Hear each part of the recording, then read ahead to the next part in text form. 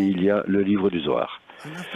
Un livre qui est écrit dans un langage très spécial qui parle en fait de tous les autres livres à propos de même chose, dont ce livre qu'on appelle le livre saint, il parle de sainteté qui est un état d'amour et de don, un état qui est réalisé au-dessus de notre nature égoïste, au-dessus de notre relation de prendre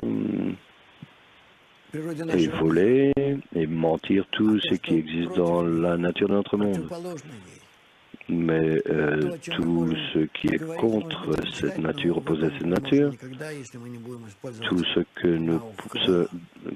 dont nous pouvons rêver, on ne pourra jamais réussir cela si on n'utilise pas la sagesse de la Kabbale. Donc le livre du Zohar décrit pour nous tout ce que les autres livres ont décrit, mais il parle de cela d'une façon très particulière.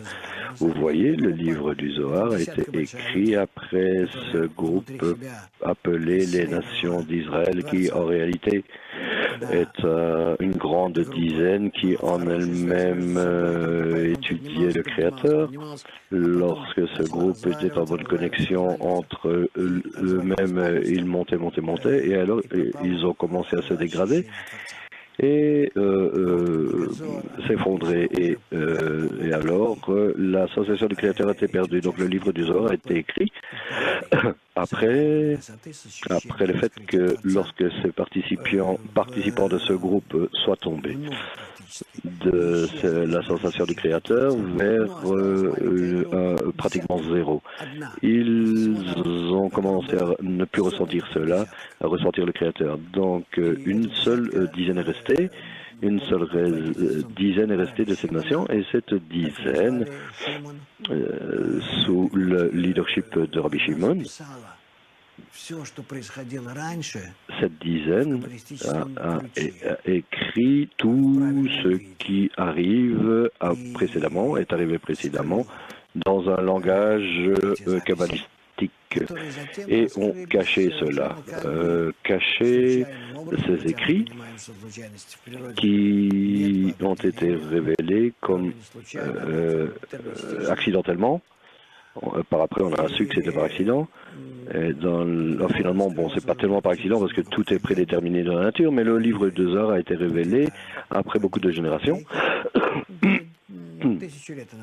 Approximativement au XIe siècle, c'était dissimulé pour plus des milliers d'années.